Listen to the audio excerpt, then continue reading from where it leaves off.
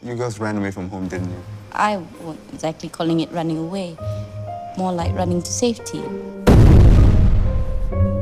Every time Mrs. Eva tells her off, she starts chanting some numbers.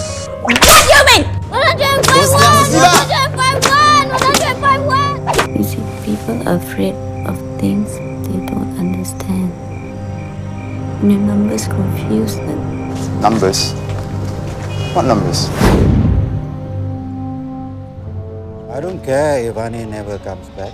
She'll be 21 soon and more trouble than she's worth.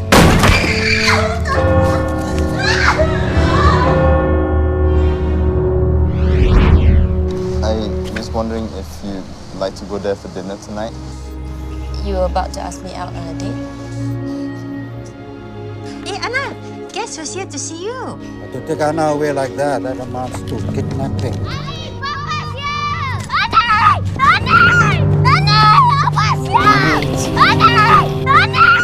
Lord, her fate is in your hands. Stop behaving like your stupid mother! What kind of picture are you reading here now? What God will punish you for that? You come with me! God will punish you for that! You come with me here! Don't move.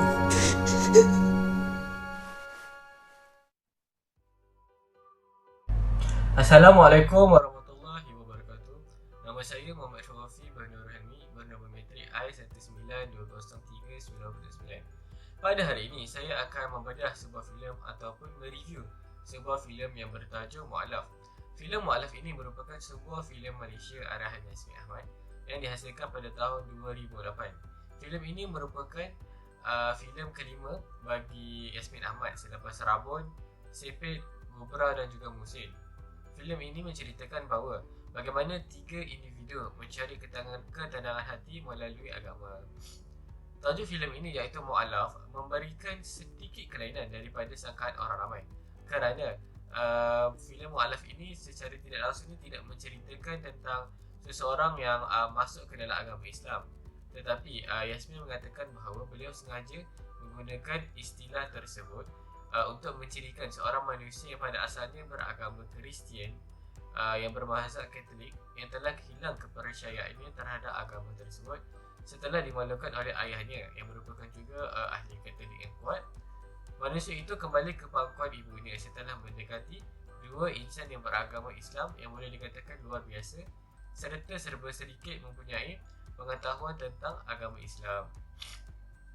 Seterusnya, saya akan pergi kepada isi ataupun sinopsis bagi cerita ini. Sinopsis yang pertama adalah filem ini dibintangi oleh Brian Yap iaitu memegang watak Cikgu Brian, Sharifah Amani yang memegang watak sebagai Rohana, Sharifah Alisha yang memegang watak sebagai Rohani. Filem ini menceritakan Brian Yap iaitu Cikgu Brian yang merupakan seorang guru sejarah di sekolah menengah di Ipoh, Perak. Brian ini sering kali menerima panggilan telefon daripada ibunya yang di kampung yang berada di Pulau Pinang memujuknya supaya pulang untuk menemaninya ke gereja setiap Ahad. Namun beliau sentiasa menolaknya dengan alasan bahawa dia sibuk dengan kerjanya. Filem ini juga menceritakan mengenai pengorbanan seorang kakak iaitu Sharifah Amani tadi yang memegang watak rohani bekerja keras bagi menyara kehidupannya dan juga adiknya Sharifah Alisha yang bernama Rohana. Selepas kematian ibu mereka telah melarikan diri daripada ayahnya iaitu seorang datuk yang dibawa watak oleh Datuk Rahim Razali ke sebuah rumah banglo yang terbiar yang dahulunya dimiliki oleh Aunty Gloria. Namun setelah pemergiannya, Aunty Gloria itu meminta mereka untuk menjaganya seperti rumah sendiri tanpa mengenakan apa-apa bayaran. Rohani terpaksa bekerja di sebuah bar ataupun di pub lewat malam bagi menyara kehidupan mereka berdua. Bagaimanapun, Rohani sentiasa memberitahu pelanggan yang berkunjung ke bar tersebut mengenai keburukan arak serta akibatnya arak itu terhadap kesihatan, malah menawarkan air mineral kepada tetamunya ataupun pelanggannya. Hal ini didengari oleh pemilik pub itu, lalu Rohani diberhentikan kerja. Seterusnya, kedua beradik ini mempunyai satu amalan yang pelik, di mana mereka sentiasa menyebutkan ayat daripada kitab Al-Quran, termasuklah ayat dari kitab Tao Te Ching, iaitu sebuah kitab Buddha dan juga kitab Bible. Amalan pelik ini juga menjadi suatu highlight di filem ini apabila si adik Rohana telah menimbulkan kemarahan kepada guru pendidikan seniornya Puan Shiva. Setelah mendapat pengetahuan daripada Father Anthony, which is dia punya pengetua sekolah tersebut, beliau bersama Cikgu Brian bertekad untuk mengenali kedua adik-beradik ini dengan lebih mendalam. Setelah diselidiki, mereka berdua ini mempunyai satu minat yang besar dalam bidang perbandingan agama, terutamanya rohani. Rohani berhasrat untuk menyambung pendidikannya di sebuah universiti di Singapura dengan pilihan jurusan perbandingan agama. Hubungan mereka bertiga semakin erat sehinggalah Rohani dan juga Brian masing-masing menceritakan tentang masa lampau mereka. Cikgu Brian menceritakan beliau hilang kepercayaannya terhadap agama Kristian semasa kecil apabila beliau telah melakukan sesuatu kesalahan tanpa sengaja, lalu bapanya bertindak untuk menelanjangkannya dan dibiarkannya berdiri di tepi jalan.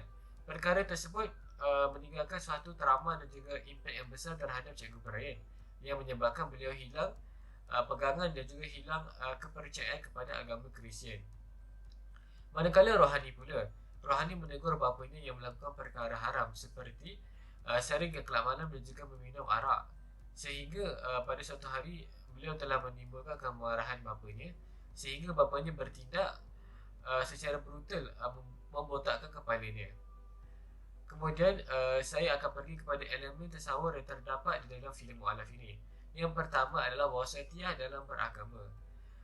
Seperti yang saya lihat dalam filem ini, pada satu pagi Sabtu, motosikal yang dipandu oleh Rohani dan juga Rohana telah rosak di depan flat rumah Cikgu Brian. Mereka meminta Cikgu Brian untuk tolong membaikinya, namun Cikgu Brian mengajak untuk mereka keluar makan. Ketika sedang makan, azan Zuhur secara tiba-tiba berkumandang dan dengan keadaan segera, Rohani dan juga Rohana bergegas untuk menunaikan solat di sebuah masjid berdekatan. Cikgu Brian melihat mereka dari jauh sambil mengalaman bahawa agama mereka ini masih kuat walaupun kehidupan mereka terombang-ambing. Ini selari dengan wasatiyah dalam beragama, iaitu bersederhana dalam beribadah. Kita dapat lihat dalam bentuk wasatiyah ini banyak memfokuskan dalam beribadah.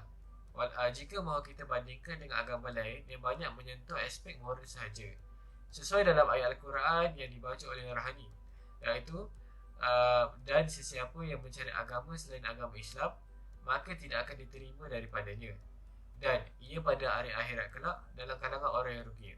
Surah Al-Imran ayat ke-85.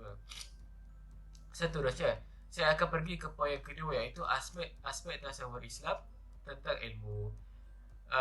Di dalam filem ini terdapat bab di mana kunjungan Father Anthony dan juga Cikgu Brian ke rumah banglo terbiar yang diduduki oleh mereka. Mereka kagum akan koleksi kitab dan juga buku agama yang dimiliki oleh Rohani dan Rohana. Father Anthony seraya berkata, "Wow, you're an amazing person." Namun, Rohani merendah diri dengan mengatakan mereka masih memerlukan guru untuk membimbing dan mengajar mereka. Ini kerana mereka takut ilmu yang mereka timba itu salah dan juga mungkin ada ketidakfahaman yang sepatutnya mereka faham. Kakak kepada Rohana itu berkata lagi, ilmu yang mereka perolehi itu semuanya diberikan oleh Allah SWT melalui firman-Nya dalam surah Al-Baqarah yang bermaksud Allah memberikan hikmah kebijaksanaan, ilmu yang berguna kepada sesiapa yang dikehendakinya, dan sesiapa yang diberikan hikmah itu, maka sesungguhnya ia telah diberikan kebaikan yang banyak dan tiadalah yang mendapat pengajaran melainkan orang-orang yang menggunakan akal fikirannya. Surah Al-Baqarah ayat ke-296.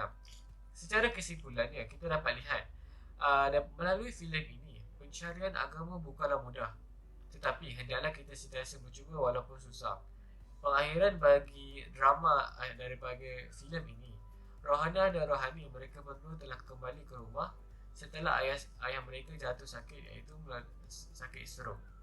Manakala Cikgu Brian pula telah terbuka pintu hatinya untuk mulai pulang ke kampung setiap hujung minggu untuk menemani ibunya ke gereja setiap Ahad. Hidup beragama ini amatlah indah dan menggembirakan. Malah ianya lebih gembira sekiranya kita benar-benar memahaminya dan memasukkannya ke dalam kehidupan seharian kita. Sekian sahaja daripada saya. Terima kasih. Assalamualaikum warahmatullahi wabarakatuh.